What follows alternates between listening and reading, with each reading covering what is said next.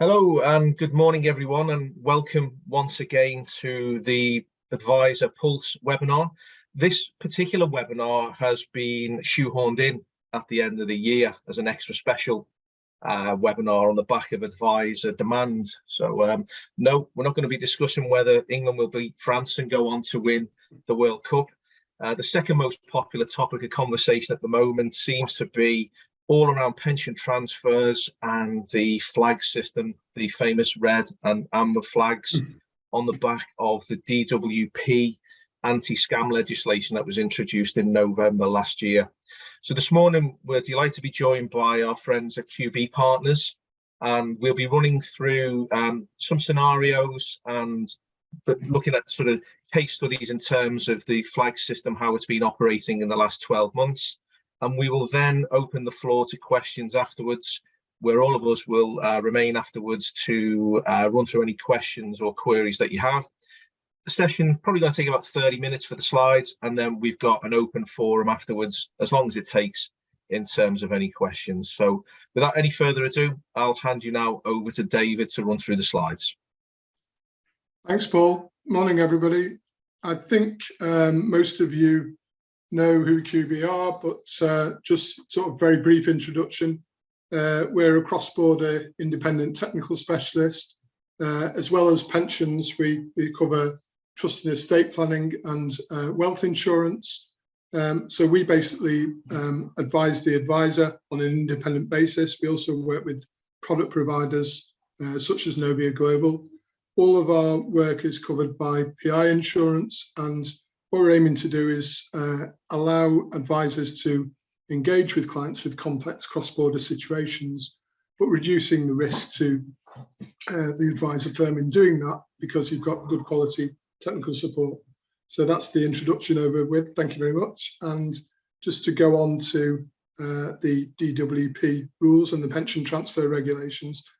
As Paul said, I'm going to set the scene really. So I'm just going to sort of go back to the beginning as to why these regulations were introduced just over a year ago now. And then we'll talk about some more detail as to the red flags and the amber flags and why they're applied. And then we'll look at where there is sort of misinterpretation of the rules and look at, you know, how practically can we and how can advisors do something about that really. And then, as Paul says, we'll open up into a question and answer session. And that's really what we want to do today, is have a bit of a discussion with you and try and sort of help you with your concerns about this area. So the regulations were introduced, as you know, they often are, with good intent, and they were introduced because after the pension freedoms legislation was introduced in 2015, there was a big surge in pension scams, and basically this was, you know, unscrupulous people encouraging individuals to either to take money out of their pension schemes, you know, under pension freedoms, and to invest that into unsuitable investments, or to transfer into a pension scheme that would allow the unsuitable investments. The regulations, these conditions for transfer regulations were issued by the Department of Work and Pensions, but they are actually enforced by the pensions regulator. So the pensions regulator's responsible for making sure that the pension schemes comply with the regulations. And that quote at the bottom is a pensions regulator quote about pension scamming. So obviously nobody wants to see that happen, and we support the regulations from that perspective. But what we'll go on to talk about is the fact that they can, you know, sometimes cause some unintended consequences and actually, you know, sort of impact on clients, because they can delay their transfers and going through. And we've just been talking about, you know, some transfers that are taking sort of 6-9 months to go through, or, you know, they can prevent transfers altogether when you know the transfer could be the right advice for the client. So we don't want that to happen. I mean, you know, I've seen these pension scams in practice. I've worked with providers where we've sort of carried out due diligence and you know, identified that there's some activity that appeared to be pension scamming activity. And initially, it was cold calling, and there were call centres set up to actually call clients. I called it tail wagging dog, because those call centres were acting as introducers then to investment managers, and the call centres were encouraging the clients to transfer their money over to a pension scheme, which would allow the unsuitable investment. And that's really what we see most of, is where pension money is invested into high-risk investments. And there's some bills on this slide, I think, but these are some of the examples of the high-risk investments that. There's some of the examples of the high-risk investments that these scammers encourage people to transfer into. It says that at the bottom, and again, that's a pensions regulator quote: transfer the money into pension schemes that the scammer controls. I don't think the scammers have ever controlled pension schemes, but there were pension schemes that allowed scammers to have sort of undue influence over the underlying investment and to encourage an unsuitable underlying investment. There's been some court cases, and there's been a lot of press about some of the pension providers who've had action taken against them for not doing due diligence as to the suitability of underlying investments. So receiving pension schemes have increased their due diligence, and that's helped a lot in this area. Okay, so what are the regulations? I mean, they're giving guidance to trustees and scheme managers, requiring them to ensure that checks are taken before complying with a member's request to transfer the pension. So they can't automatically just allow the transfer to go through because the member's asked for it. The member can't insist on the pension if the trustee and scheme manager don't think that it's suitable and don't think that it fits with all the pensions regulator checks. So they have given a degree of authority and control and responsibility to the trustees and scheme managers. And what we're talking about today, it partly is whether the trustee and scheme managers are using that responsibility responsibly, or whether they're using it as a reason to delay transfers, whether there's junior staff involved who are misinterpreting some of the regulations, etc. The way that the pensions regulator have sort of framed the regulations is under what they've called red and amber flags. A red flag means that the transfer can't proceed, and an amber flag is when the transfer has to be referred. The member has to speak to money helper. The money helper used to be called pension wise, it's now called money helper, and the member has to speak to money helper before the transfer can proceed, and then go back to the pension scheme to say, yeah, spoken to money helper, here's the evidence that I've spoken to money helper. So what are the red flags? The red flags are member has failed to provide information that's been requested by the pension scheme.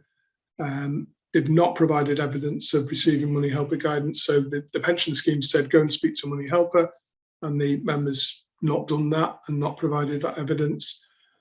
Someone's carried out a regulated activity without the right regulatory status.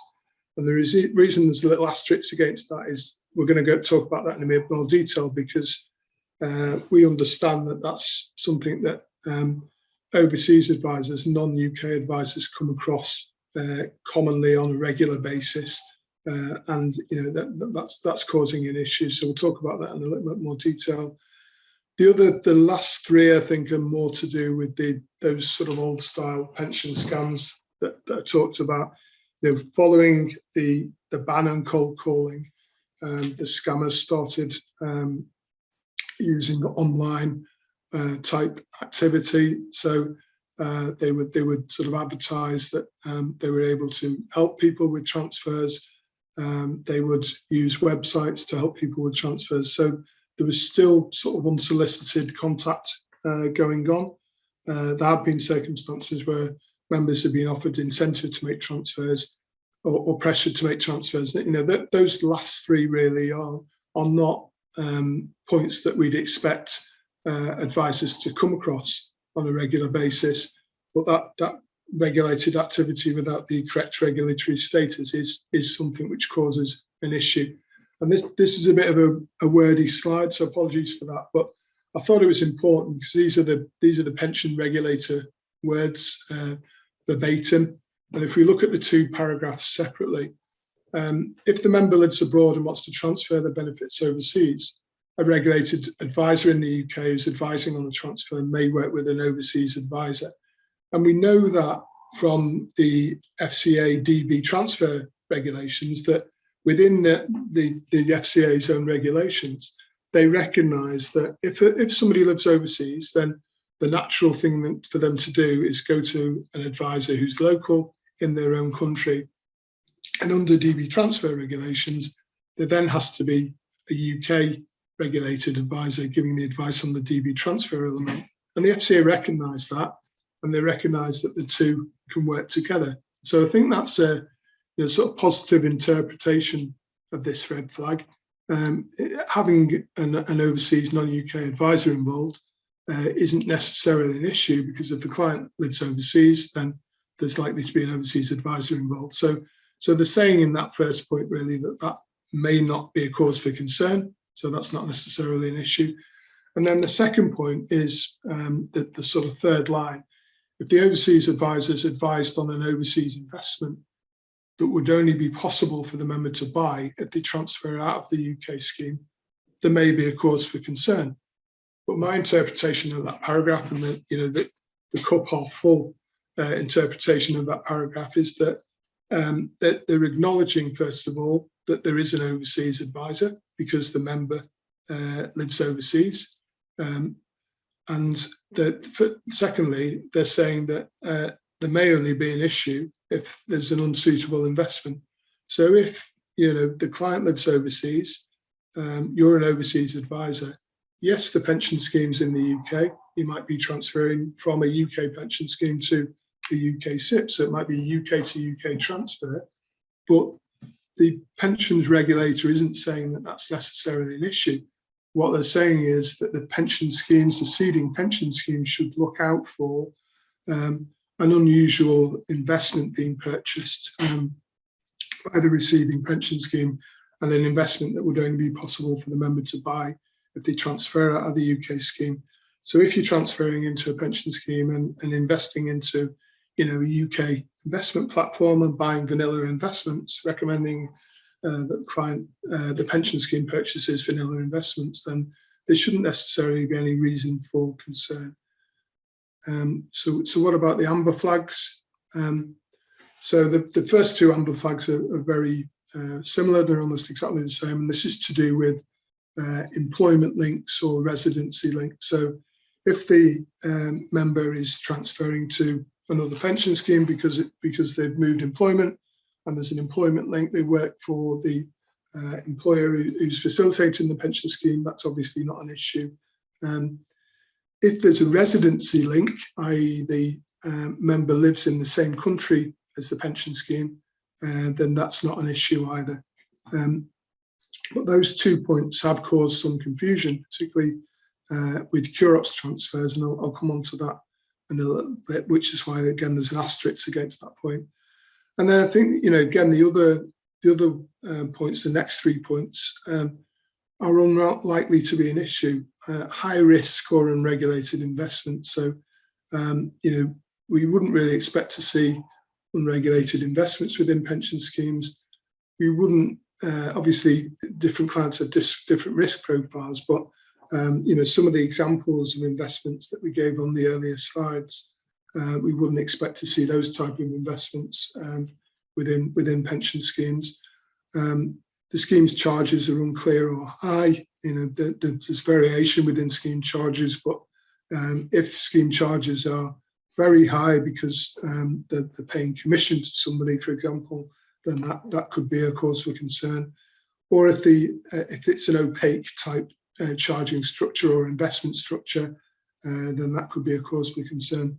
The next one is something that you will come across, and again, shouldn't necessarily be a cause for concern, but is an amber flag, and that's overseas investments.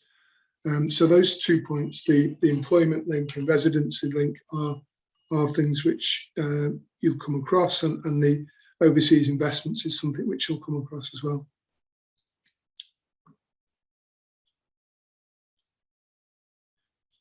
So first thing is the employment link or residency link. And I'm going to concentrate on the residency link because the employment link is fairly obvious.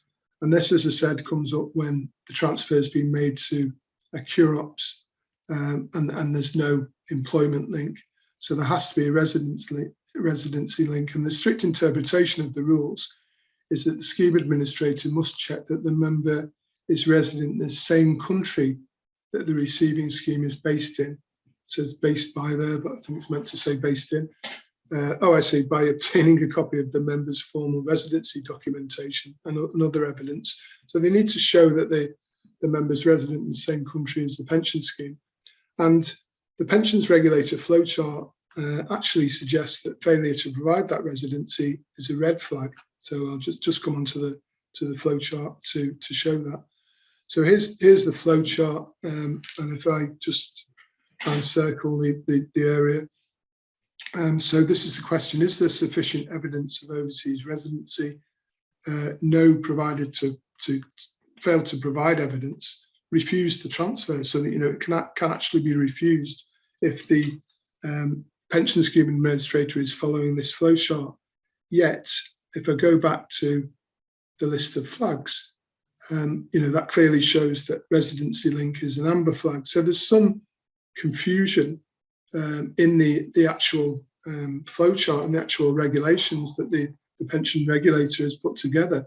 And if you imagine, sort of fairly junior administrator in a UK seeding scheme, then they're going to want to follow the pensions regulator guidelines, and they've been told by management to follow the pensions regulator guidelines.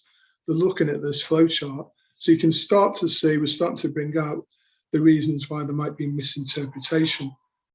But the regulations clearly say that that's an amber flag, a referral to money helper. It's not a red flag. Just going back to this slide, the other slide again. I mean, we found, and I think Paul has found, and some of you will have found, that common sense is actually applying in some circumstances, and some of the UK seeding schemes are understanding that CUROPS, the way in which CUROPS work, and as we all know, there aren't active CUROPS in Spain, France, Portugal, Italy, etc. Most people who live in Europe and who are being advised to transfer into CUROPS, the advisor will use a Malta CUROPS. So a Malta CUROPS for an EU resident is actually, good advice in the right circumstances, and shouldn't necessarily cause a problem. It certainly isn't an indication of a pension scam.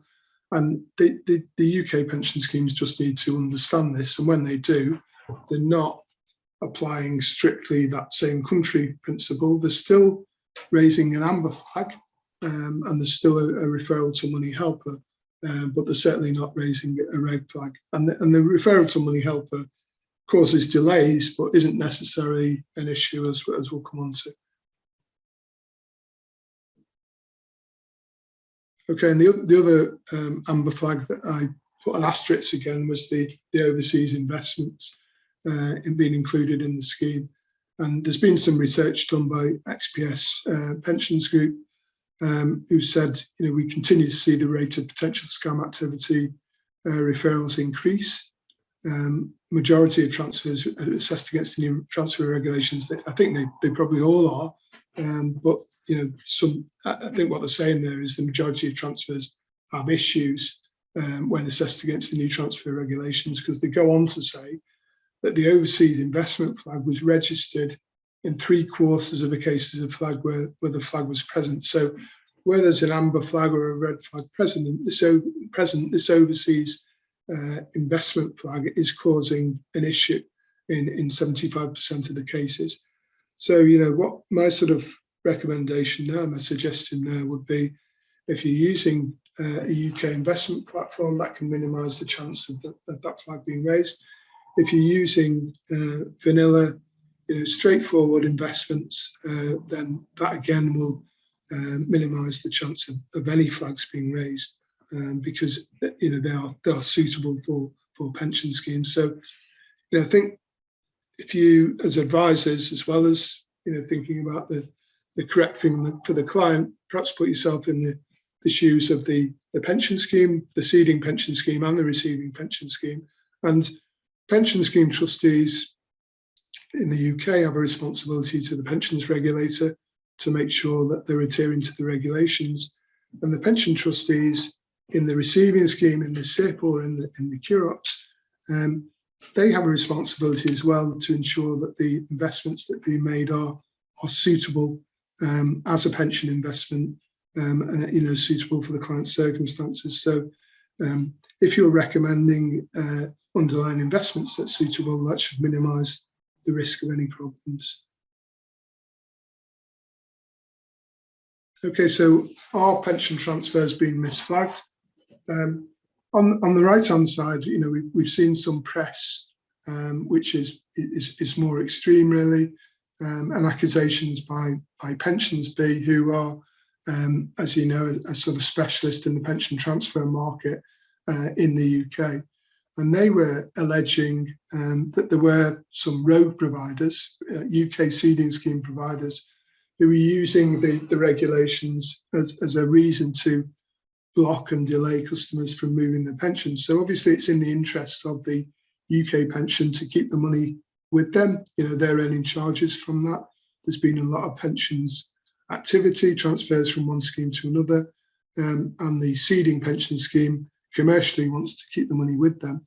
And Pensions Bee are alleging that they're using the regulations as a reason to keep the pensions with them. That one of the flags that I talked about, I think it was a red flag, was that incentive schemes were a reason to raise a red flag and actually prevent a pension transfer. And Pensions Bee themselves had a refer a friend incentive. And they were offering £50 to people who referred a friend, and that was being highlighted as an incentive and used as a reason to prevent a transfer. It's probably, it's a low level incentive. It's a refer of friends rather than an incentive for the individual themselves to transfer. So it's probably not a sign of a pension scam, but it was being used as a reason to delay transfers. And then, going on to the left-hand slide, the statistics produced by XPS Group says that 90% of pension transfer requests have been flagged as scams, and that is a very high percentage. That is causing problems. And I think more likely than UK pension schemes using it as a reason to keep hold of the money. From a malicious point of view, I think the issue is that the UK pension schemes are having trouble interpreting the regulations and have highlighted that point where the flow chart actually is inconsistent with the detail of the regulations, and talked about the fact that it's going to be relatively junior people. There's thousands of these things going through every day for some of the big pension schemes. It's going to be relatively junior people who are following a checklist, or following guidelines, and they're following the regulations, and they're flagging the pension transfers as scams in 90% of cases. DWP did try to intervene and provide some guidance, and they have said that this is not carte blanche to refuse transfers or delay transfers. Most pension transfers are legitimate. They can proceed with minimum intervention. They should be able to proceed with minimum intervention, I think is what they're saying there. The legislation, let's remember it's pension scam legislation. That's where we started in this slide deck. That it shouldn't have any impact on the process for transfers. It is having an impact on the process for transfers. But what they're saying, I think, is that it shouldn't delay transfers. It shouldn't prevent transfers in particular. And if prior to the introduction of the regulations, the transfer wouldn't have caused any concern, then it shouldn't still cause concern. So there are pension transfers being misflagged. That's my quote at the end rather than the pensions regulator quote. But I do believe that there are pension transfers misflagged. So what do we do about what's the practical way forward? Well, I think there is a bit of lobbying going on. I think perhaps DWP will issue further clarification. Pensions regulator will hopefully issue further clarification on this to make things a little bit easier. But in the meantime, I think we've just got to live with it and learn to live with it, and learn to make it work in the most efficient way possible when we know that correct advice is being given. And that's what I would encourage you to do as advisors, is remember that these are pension scam rules. You're the person with the relationship with the client. You're giving the advice. You know that a scam is not taking place. So you shouldn't be afraid to challenge the seeding pension scheme. And one of the questions we've had, which we'll talk about in a moment, is there's one particular UK pension scheme which is known for taking a very sort of hard line, a very firm view. And we were asked what should people do about that, and all I can say really there is to take that sort of firm line back to say, I'm giving the advice. I know this is not a pension scam. I know this is the correct thing for the client to do, and I'm going to challenge it. Despite that, there will be most cases, as we've seen, will have a referral to Money Helper. So if you're not already doing so, educate the client on Money Helper as part of your initial discussion with them about the pension transfer. So if the outcome of my advice review is that we recommend a pension transfer, the first thing that's likely to happen is that your UK pension scheme will refer you to a government service, which you may know as PensionWise. It's now called Money Helper. That service is in place for your benefit. It's been put in place because there were a high incidence and a high increase in pension scams, and you'll be referred to Money Helper. This is how it works. The rules are in place for your benefit, and the Money Helper service does have a lot of delays at the moment. It's got a backlog. It's taking a long time, but the process itself is fairly straightforward. The individual books an appointment online or by phone, and then there's the discussion, which we believe normally takes 30 to 45 minutes, and the Money Helper person goes through the common risks involved in transfers, highlights the dangers of pension scams, highlights what a pension scam looks like, as we talked about in the first few slides, and then that allows the member to consider whether to proceed with their transfer.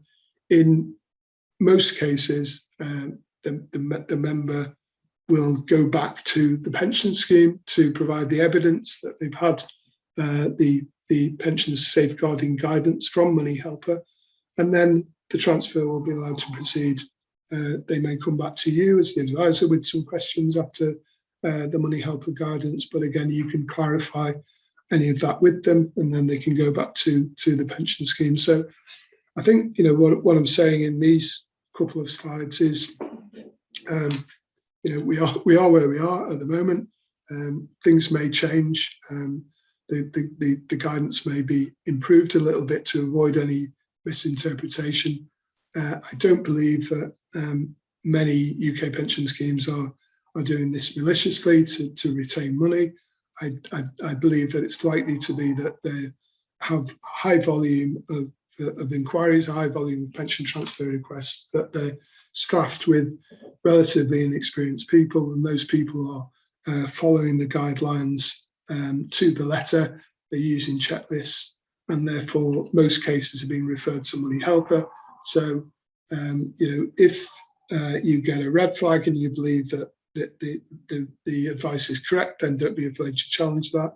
If you get an amber flag, which you will in most cases, then prepare the client for that, so it's not a surprise. It doesn't look like there's anything wrong if the client's getting referred to Money Helper, and explain to the client how the process works. And the Money Helper process, although there's delays and backlogs, once they actually got onto Money Helper, booking the appointment's very straightforward, and the appointment itself, we understand, is very straightforward as well. So that's all from me at the moment. Thank you. I'm going to hand sort of over to I think Paul and Mike, who are going to facilitate the Q&A session with myself, my colleague John Clare, who's another one of our pensions consultants, and with Paul himself. John has got a sort of perspective from a Curops transfer point of view, and Paul is very much from a SIP point of view in recent years through his experience with the Novia Global SIP. So thanks for listening to that. Hopefully it's got everyone to the same page and given an understanding, and then we'll hand over to the Q&A session. Thank you.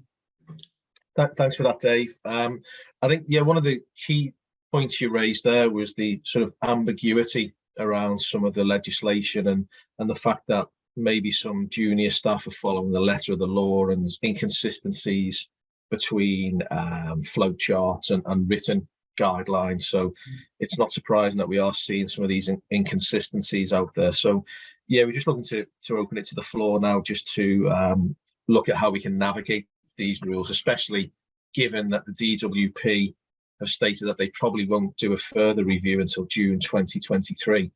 So we are looking at having this in place for at least the next 6 months anyway.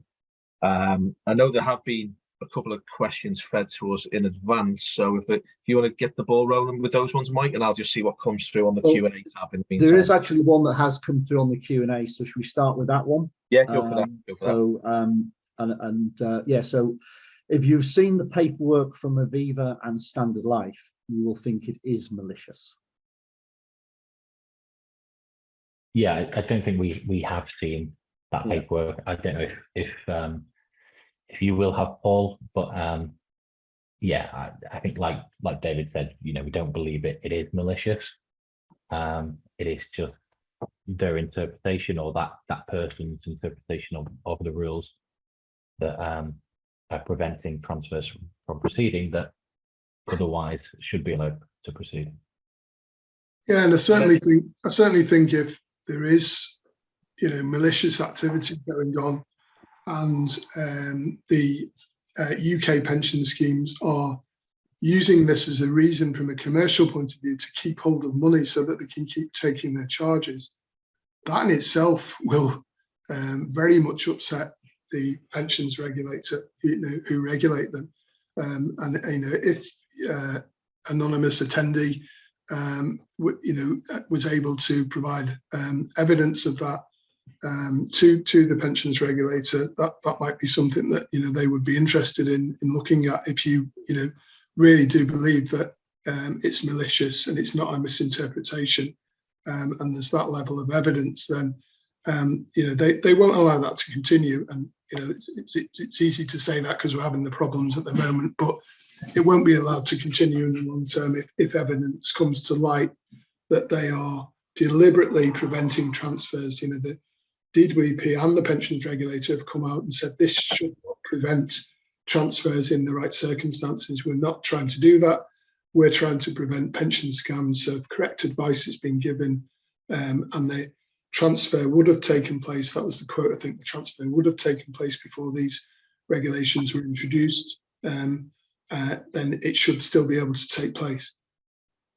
Yeah, I think we're living in an increasingly litigious world these days. So we are seeing a ramping up in due diligence requirements. And I think essentially some of these schemes covering their backs against, you know, potential claims down the line. So, yeah, compared to where we were, you know, 2, 3, 4 years ago, the levels of due diligence have really ramped up. But yeah, as Dave says, I think we were joking before we came online. If you can get your client a money helper, effectively they are acting like a VAR. You know, they will sit as an independent third party and assess the situation pragmatically with the client.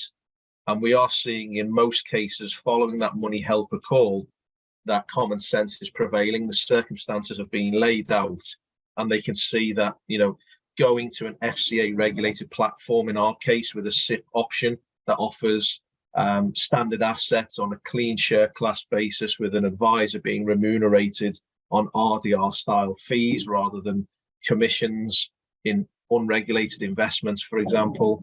You know, the full picture is there. Any potential fog is cleared away for the seeding scheme, albeit with a longer process to get to that finish line. But yeah, it can feel like wading through treacle at times, but bear with us and bear with the clients, and you should get to that finish line still.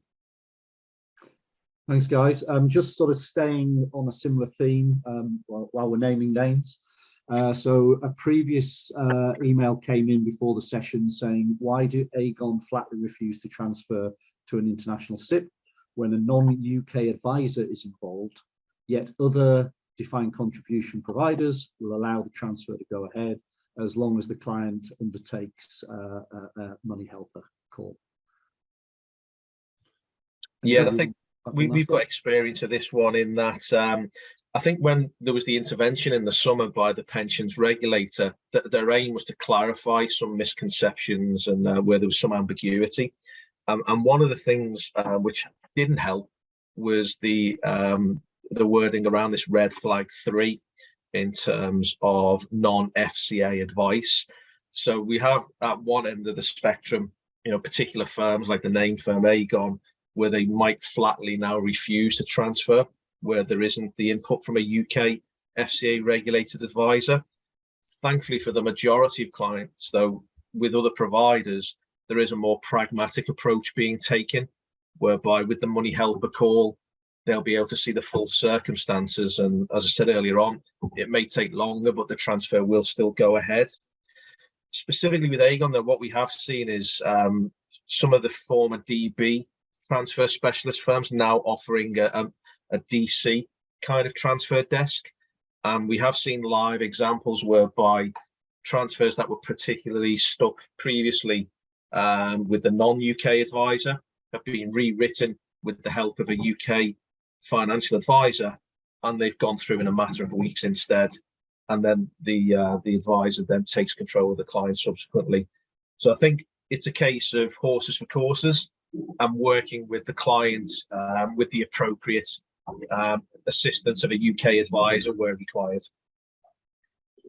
Yeah, and I think we did see one Aegon case which had been complained about and successfully went through in the end.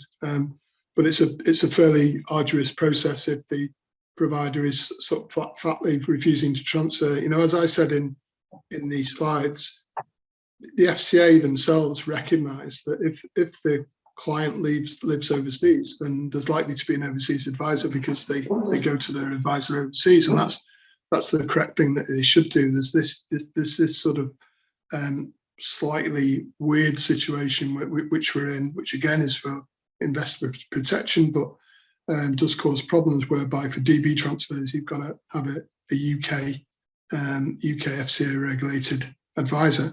But the FCA do recognise that, by saying that the UK advisor should work with the overseas advisor, they recognise that there is going to be an overseas advisor there. And in the pensions regulator guidance and the DWP guidance, it's recognised that there may be an overseas advisor, and it does say, it in itself is not a reason for concern.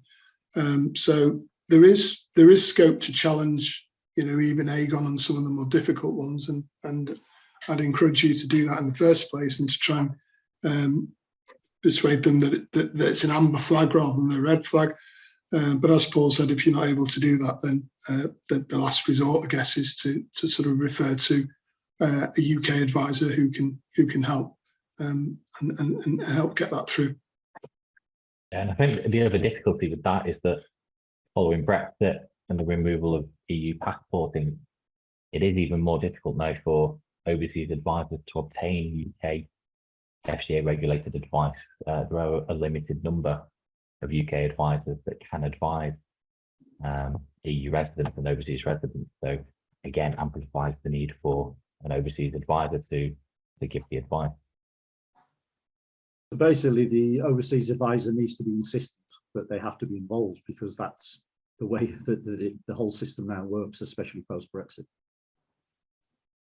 Yeah. Yes, yeah, they definitely have to be involved. Yeah, absolutely, they do. Whether you need a UK advisor involved or not is debatable. You shouldn't need a UK advisor involved, but I think what Paul's saying is that has started to become more common, even in non-DB transfers, because to get the transfer through with certain UK pension schemes, seeding schemes, then the only way it can go through is with the UK advisor. What is not right is that there's not commonality. There shouldn't be these significant variations between one scheme and the other in terms of their interpretation, and that's what the pensions regulator ultimately need to get a grip of, and to say, some schemes are misinterpreting and are over-interpreting these rules and then not interpreting in the way that they were intended. And again, just to remind everyone, they're pension scam rules. An overseas advisor being involved for an overseas client shouldn't be an indication that it's a pension scam. Yeah, you're right. Thankfully, it is the minority at the moment. That the majority will take that pragmatic approach and maybe refer to the money helper to get a clear line of sight.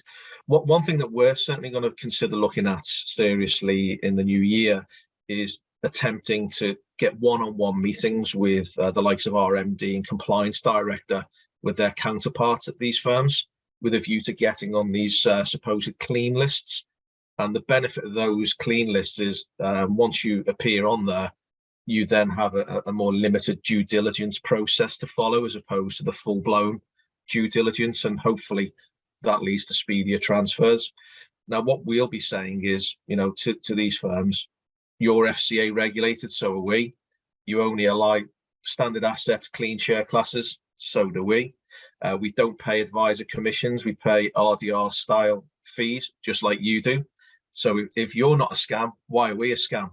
And I think it's by getting these personalized meetings rather than trying to deal with things via email or sending copies of trust deeds and scheme rules, that we then get to the right people who can make the appropriate decisions and fast track our appearance on some of these lists.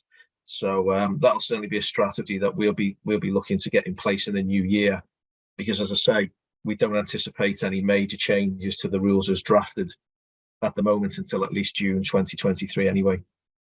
Okay. Just sort of finishing off that point then, because I do want to move on to a couple of things. Alex has pointed out, so Aegon are asking UK firms, this is not really a question, but I think it's relevant. So Aegon are asking UK firms to provide overseas advice, therefore breaking the law, because unlike DB schemes, the provision of advice from UK is not in statute. And certainly since Brexit, UK advisors can't advise overseas clients. And then an anonymous attendee has come back with a thanks for pointing out that not all overseas advisors are dodgy. Some of us are highly qualified and ethical. Absolutely, 100%. We agree with that. And I don't think that's really in question. It's just people are misunderstanding at the seeding schemes what this new process is about. But as the guys have said, you have to go back and challenge, because you're not dodgy, you're not a scam. You've got to tell them that and make sure that they force the issue. Jumping from seeding schemes to QROPS providers. So I'll sort of do these together because they kind of coincide. There is a major QROPS provider who are refusing to accept transfers in respect of non-Malta QROP residents into their Malta QROPS based on their interpretation of the residency rules. Then there is another major QROPS provider who fully understands the intention of the rules and will accept transfers in these circumstances and actually provide guidance around the rules. Obviously, the first one, you wonder whether they're going to be in business that much longer if they're not accepting any business from anybody in the EU who's not moving to Malta. And then the potential problem, I suppose, adding to that question from my side, with the second one, is that one of the flags talks about a spike in business going to a particular provider or platform or whatever. So those two together could lead to a flag in itself. I just wonder what the thoughts are. Yeah, thank you, Mike. Yeah, I think, just to start with, it is the minority. There is one major QROPS provider who coincidentally and probably is the reason that they're refusing transfers is because they have a UK pension solution. So for the UK pension scheme, they've taken a risk-based approach and they've understood the regulation and the residency link in particular to mean that a red flag is raised, and David went through the flow chart and showed that there is a lack of clarity there. But it is the minority of schemes. The other QX provider mentioned that are taking a pragmatic approach and understanding the rules and clearly want to continue to do business, are helping the members, are helping their advisors to process transfers in a timely manner. They're offering forms and guidance on the pension scams regulations, and forms that the client can sign to give to the transferring scheme to show that they understand what the typical signs are of a pension scam, and to recognize that they haven't been cold called, they haven't been incentivized to transfer. But yeah, it is the minority, but because there is such a large QX provider in the market, with this SIP solution that aren't allowing transfers, that message is getting out to UK and overseas advisors that QROPs cannot be used for clients that aren't in the same jurisdiction as the receiving scheme. So someone can't use a Malta QROPs unless they're in Malta. That isn't the case. The rules are actually very clear in the fact that it clearly states that failure to demonstrate a residency link is an amber flag. And that's what the legislation says. Although the flowchart is unclear from the guidance, it is clear that it should be an amber flag only, and transfers should be allowed to proceed after that money helper appointment. Yeah, certainly something we've spotted as well. Although we don't have our own QROP scheme, our platform is used in a lot of the main QROPs providers as the investment vehicle. And certainly for us, we do see that they are increasingly going through that amber process in terms of the timeline between the money landing with us from the original application. We've, just give you an idea, we've got over 100 million at the moment in pipeline, which is a combination of either our own SIP or a trustee GIA sat inside an external QROPS where the application has been submitted and we're waiting for the funds to hit us. And just yesterday, I was looking at a few cases which went live yesterday with monies received from the trustee. And in most cases, they were from April and May in terms of submission for the live cases yesterday. So they're obviously going through an extended process, which would mirror the amber flag, as you talk about there. Yeah, and we have seen, again, UK pension schemes, we have seen correspondence from them to members that identify why an amber flag has been raised and what their duty is. And, it kind of highlights that it's not accusing their advisor of scamming the client, but it's they're following the regulations, the legislation, and because they aren't resident in that same country, that it has to be an amber flag. Okay, thanks for that. Sorry, Mike. What about the scheme that is being positive about it, John? What are they doing to sort of help the process through?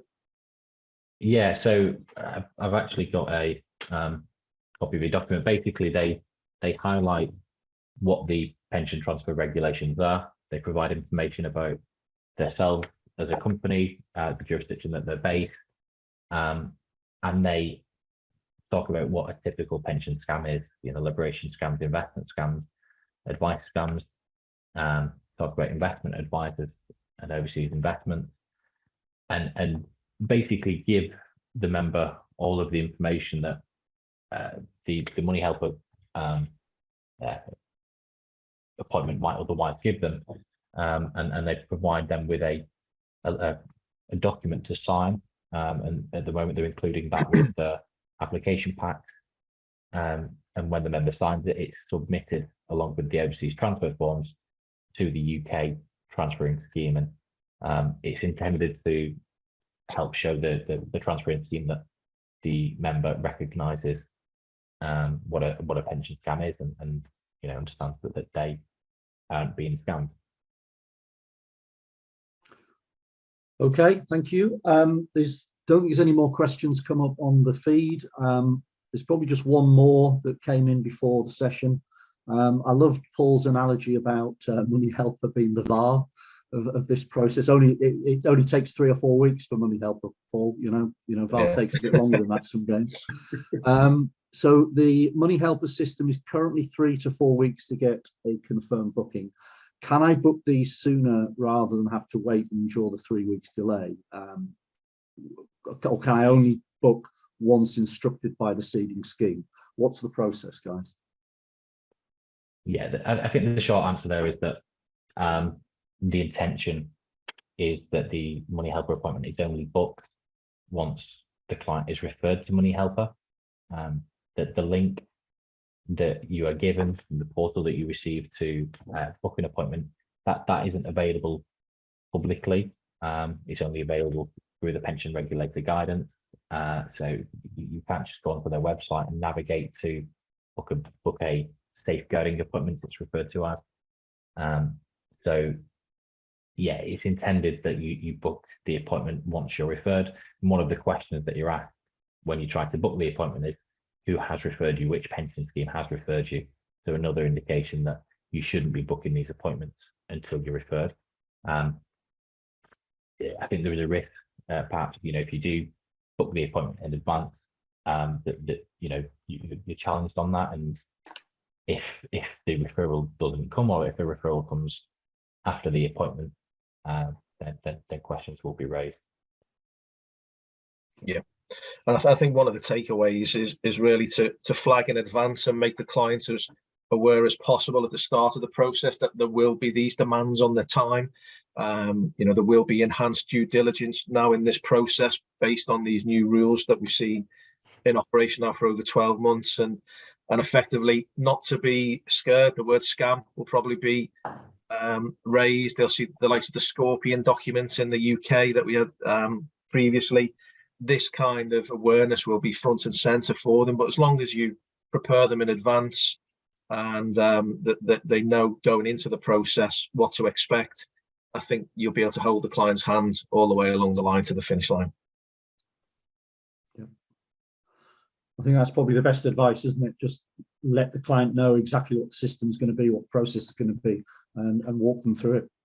Yeah, I think, as you said, Dave, it's going to take a little bit of time. Preventing scams. It's not about preventing transfers, albeit we've seen some inconsistency with the adoption of the rules from the seeding schemes. I don't think it is malicious. I think some of it is just inexperience or just trying to get to grips with some ambiguous drafted wording, but hopefully with some common sense and the likes of the Money Helper service, the client gets to the end result that has been proposed at the beginning.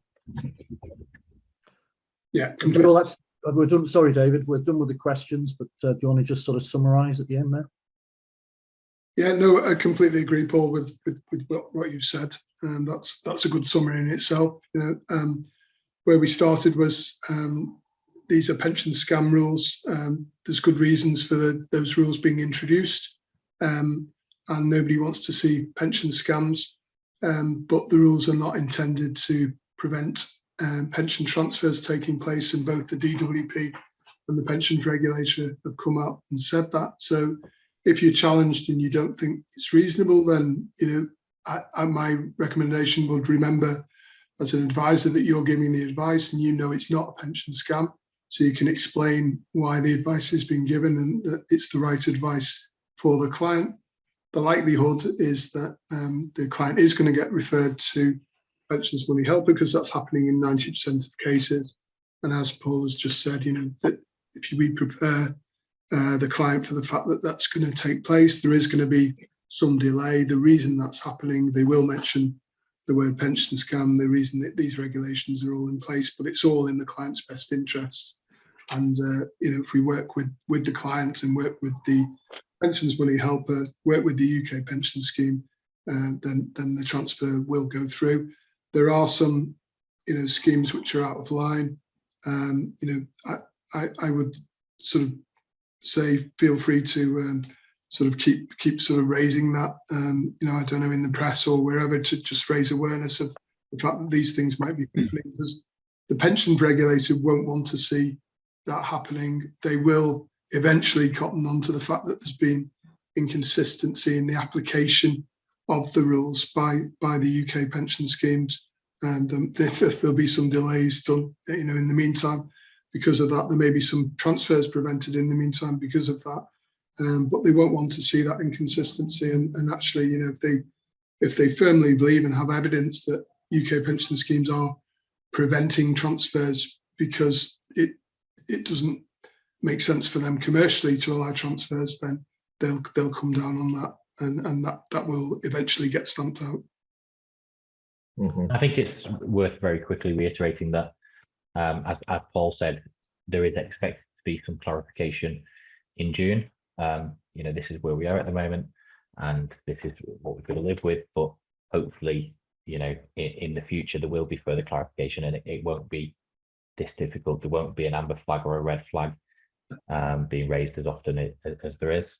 And also, you know, the latest DWP clarification came in June. At the time, as David covered in the slide, they said that these legislation should have no impact on the process for transfers that, prior to the introduction of the regulation, would have caused no concern. And it's clear that many of the cases that are being flagged aren't actually causing the concern. They're just you know, ticking a box. They're seeing that there's an overseas investment. They're seeing that the residency link isn't satisfied, or whatever it is. Thanks, guys. Paul, just back to you. I'm conscious of the time. We're clicking up to 11 now, so just back to you to close the webinar. Yeah, thanks, Mike. I think we'll wrap up now. No further questions. Big thanks to Dave, John, and Mike for your input today. You can see on the screen there the details to contact the guys if you do have any queries on this, or in fact any other technical related matters to your international clients. A big thank you to you as well for tuning in today. There will be a link sent out with a recording of today's session, so feel free to share that with any of your colleagues if you think that they'll also find watching again useful in their clients' circumstances. And we will be back in the new year with a new webinar, so watch out in your inboxes for invites for that. And just leaves me, hopefully not too soon, to say hopefully you and your families have a very Merry Christmas and a Happy New Year, and we'll see you in 2023. Many thanks. Bye-bye. Thank you. Thanks, Paul. Thanks, everyone.